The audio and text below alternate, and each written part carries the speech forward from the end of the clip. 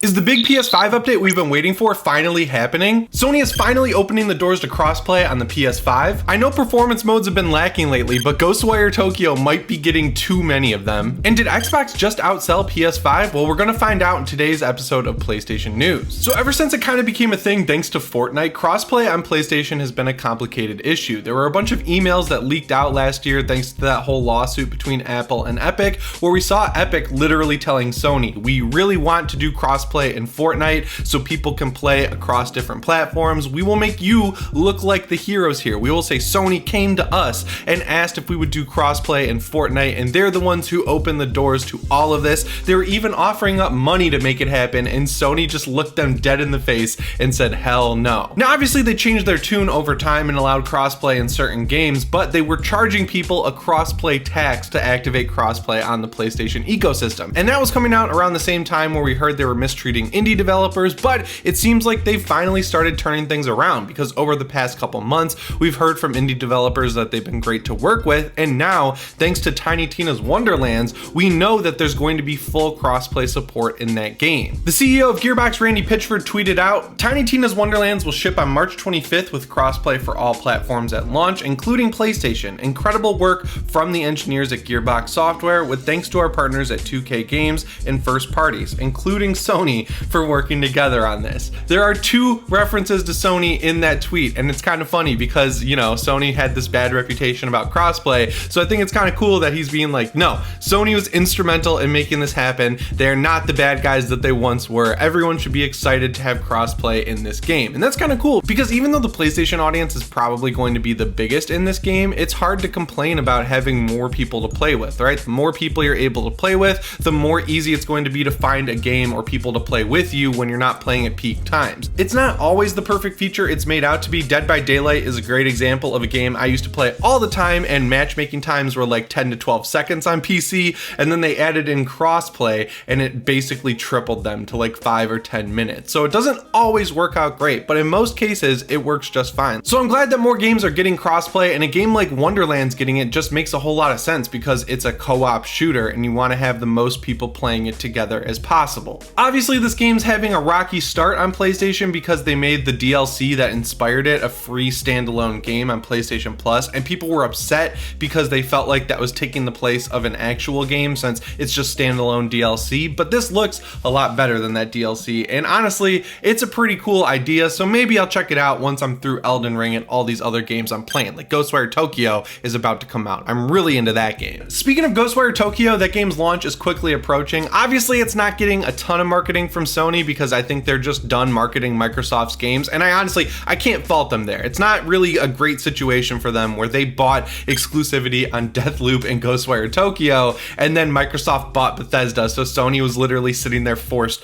to market one of Microsoft's games. It kind of worked out for them because Deathloop ended up being one of the best reviewed games of 2021, and there just weren't that many games coming out, so they got to sit there and say, this Xbox game that's getting 10 out of 10s across the board is actually a PlayStation 5 exclusive, and you can play it here for an entire year exclusively. Isn't that great? And after looking at the development troubles that Ghostwire Tokyo has had, I don't think it's going to get nearly as many 10 out of 10s as Deathloop did, just also because there's so many great games coming out around it, but it does look like a really cool game. So if you haven't looked at the gameplay that came out this week, I would recommend checking it out. Guys, I just ran the numbers on the channel and we have an emergency. I'm not great at math, but what it's telling me is about 190% of the people watching these videos are not subscribed to the channel. Now, I love watching that arbitrary number go up, so it would really help me out if you hit that red subscribe button and also rang the notification bell and set those notifications to all, because then you'll get an update every time I post a video with some new PlayStation news. And a trend that it's kind of cool for bucking is it's giving you a bunch of different performance options instead of the regular like quality and performance mode, where performance mode is like 1080p 60 and quality is 4K kind of 30. We've been seeing that in a ton of games lately, like Dying Light 2 for example. They might have taken it a little too far because there are actually 6 different performance modes available in Ghostwire Tokyo, but I'll read them out and I'll let you be the judge. So the first one is quality mode. It's a high fidelity rendering mode with ray tracing enabled, and that is a 30 FPS limit. So I would expect that to run at a 30 FPS cap and not be a locked 30 FPS, kind of similar to what we saw in Dying Light 2. And just straight up, even before I read these other performance modes, that is not the one I would play at. The higher resolution and ray tracing is cool and good looking, but when you're playing a game that's that's essentially a first-person shooter with magic powers, you want to be able to play at 60 frames per second. Ray tracing is not worth that. Next, you've got the performance mode, which is a high frame rate mode designed for the smoothest gameplay, 60 FPS limit. And additionally, there's a category labeled HFR, which stands for high frame rate, and it's described as having an uncapped frame rate and tweaks to the graphic quality that allow for an even higher frame rate experience. And that option actually has 4 sub options. So you've got high frame rate quality. This is a quality mode with an uncapped frame rate between 30 and 50 FPS. You've got high frame rate performance mode with an uncapped frame rate of over 60 FPS. And then you've got high frame rate quality VSync, same as high frame rate quality, but with VSync enabled. And then finally, you get high frame rate performance with VSync, and that's the same as high frame rate performance, but with VSync enabled. This is actually kind of crazy because I don't think I've ever played a game on console, like ever in my life, that even says the word VSync. That's a thing you see on PC, and what it does is it caps your frame rate at whatever level it's set to. Now, it comes with a bunch of different options and a bunch of different games, but usually you're going to want to set your VSync at 60, and what that stops is screen tearing. So if your game is running well above 60 frames per second and then it drops below 60 frames per second, you're going to see screen tearing when you move the camera, and that's the most irritating thing ever. It was a big problem when Assassin's Creed Valhalla came out, and the easiest way to fight that was using G-Sync or FreeSync on PC, or you could use with an Xbox Series X a variable refresh rate TV, but the PlayStation does not have variable refresh rate just yet. So having VSync in this game is actually really cool because you don't need a variable refresh rate TV or monitor. It will stop the screen tearing that happens when the frame rate drops below 60 just by having VSync enabled, which is great. I'd like to see that in more games if it works. The reason I say if it works is because a lot of Bethesda games lately have been shipping with broken VSync. Deathloop is a great example of one where you had to actually on PC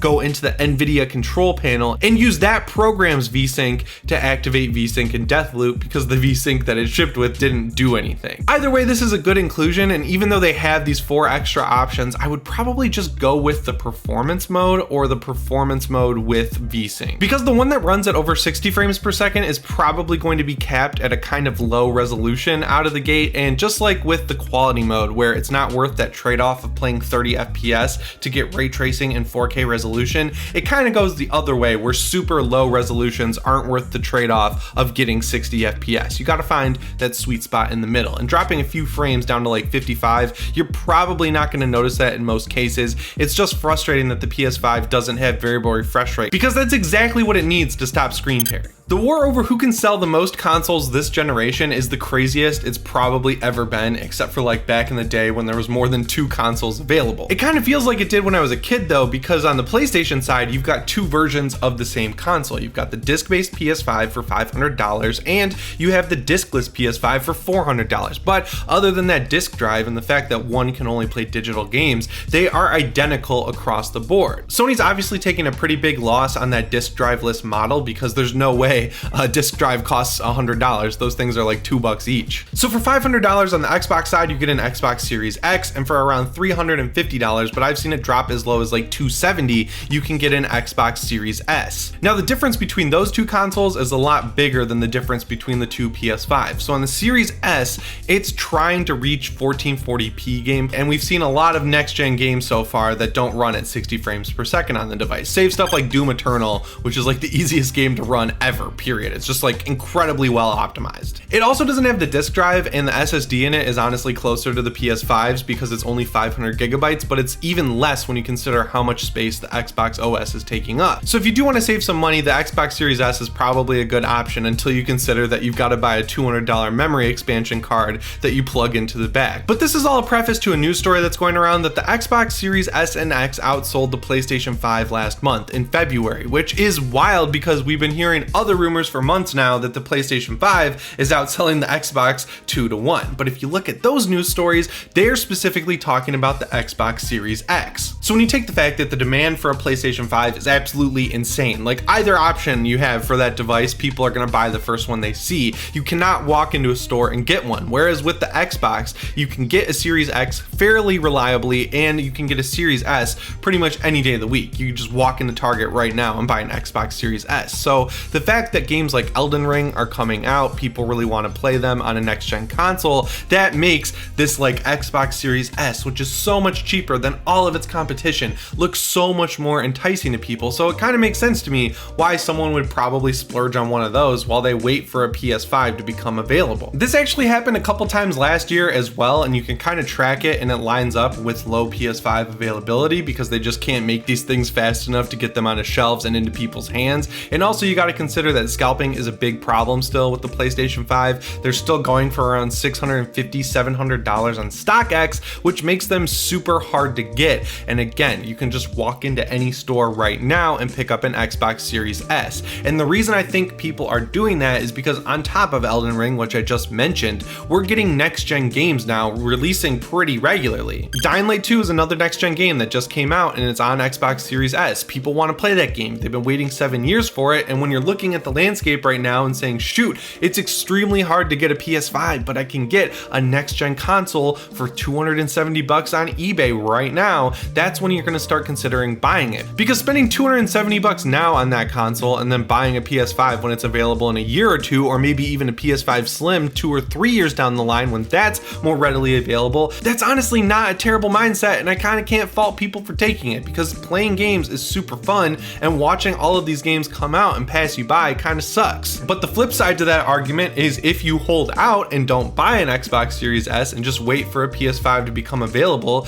you'll save yourself $270, but you'll save yourself way more down the line, because all these games that are coming out for $60 or $70 right now are going to be half price. They're going to be $30, $20 even, maybe $40 for a newer one, but yeah, you know, you're going to pay less overall for all these games and your console as a whole. At the end of the day, it doesn't really matter which console is outselling the other, because games are selling really well, and that's what keeps more games coming out no matter where you really play them. And console war stuff is just dumb inherently. These articles are just always super interesting to me because I love figuring out how this happens, right? Like the PS5 is so in demand compared to the Xbox that it makes Xbox's strategy of having a much cheaper, less powerful console available for people to get into next-gen gaming with seem super smart, right? Like you're paying $400 at the minimum for a PS5, and the average person isn't going to realize that that discless PS5 is the exact same one as the disc drive one. They're going to look at the Xbox and think, oh, the Series S is a lot cheaper and a little more powerful. But yeah, if you haven't gotten a PS5 yet and you've been trying really hard to get one, I'd love to hear if you've considered buying a Series S for the meantime down in the comments below, or if you've just gone back and bought a PS4. I mentioned this earlier when I was talking about Ghostwire Tokyo, but we've been waiting a long time for a PS5 update that includes variable refresh rate. Another update we've been waiting for is one that includes 1440p support, and we've heard rumors for months now that we're going to get a big update in 2022 that adds both of these features at the same time. And then after we get those critical features, the ones people want are a web browser and themes, and those would be perfect to pack into this update as well. And all of this is kind of happening. Like all of these rumors are coming out around more rumors about PlayStation Spartacus, which is like PlayStation's answer to Game Pass. So if Sony can somehow figure out how to make this firmware update come out around the same time as their PlayStation Game Pass, which I think will probably require a firmware update in itself, that's going to be a big move for Sony that really gets people talking about the console again. And thankfully it doesn't seem like we have long to wait, because the leaker of all leakers, Jez Corden, tweeted out yesterday, PlayStation 5 fans who have been waiting for VRR should have their patience rewarded relatively soon. Now, like I mentioned, we have heard rumors of this coming sooner rather than later before. Really, it's been tied to new TVs that are also bringing along Sony's new version of Dolby Atmos, which they're calling something else totally proprietary because that's what Sony does. But hearing it from Jez Corden, who admittedly is normally an Xbox leaker, makes me think it actually is coming sooner rather than later, because that guy pops up all the time for leaking stuff and it generally comes true. He's wrong a lot less than he is right. And this update is important because it's really the last big one that the PlayStation 5 actually needs, right? Like Sony's done an incredible job adding features like being able to upgrade the internal SSD. They fixed the social features, they fixed trophies, they fixed the game library, pretty much everything people have complained about so far. Sony has done a really good job at fixing, but the one thing they haven't been able to fix yet is adding 1440p native support, because right now, if you plug your PS5 into a 4K monitor, it'll output 4K. But if you plug it into a 1440p monitor, it drops all the way down to 1080p and it looks super grainy. One of the main features of the PlayStation 5 is using 120 Hz, and a lot of TVs don't support that, but you know what does support that is monitors. Gaming monitors support 144 Hz, and the main resolution that higher higher frame rate comes with is 1440p. So if Sony can figure out some sort of firmware update to activate that feature along with eliminating screen tearing so we don't have to keep having games coming out with VSync, that would be the best of both worlds right there. But you know, even though it is supposedly happening soon, I would really appreciate it if more games looked at what Ghostwire Tokyo is doing and also included some form of VSync. Because even though PC players are sort of split on it, because even though you get screen tearing when you don't use VSync, when you do use it, you kind of get a little bit of latency from your controller, it is a good feature if you really want to keep a game locked at 60 FPS. I'm really sensitive to frame rate fluctuation. I can see it and it really annoys me. So in a lot of games, I end up using VSync. And the fact that this really does seem like the first console game ever to have an option in the menu with VSync enabled, I think that's going to open up a lot of doors and more games should include it. The back half of 2021 was definitely a little bit slow for the PlayStation 5, but the first half of 2022 has been pretty damn good. We got Elden Ring, we got Dying Light 2, we got Horizon Forbidden West, we got Gran Turismo 7, and just next week we have Ghostwire Tokyo coming out, so I'm glad Sony is following that up with what seems like a great firmware update and PS3 emulation along with their answer to Game Pass. I think 2022 is probably going to end up being a great year for the PlayStation 5.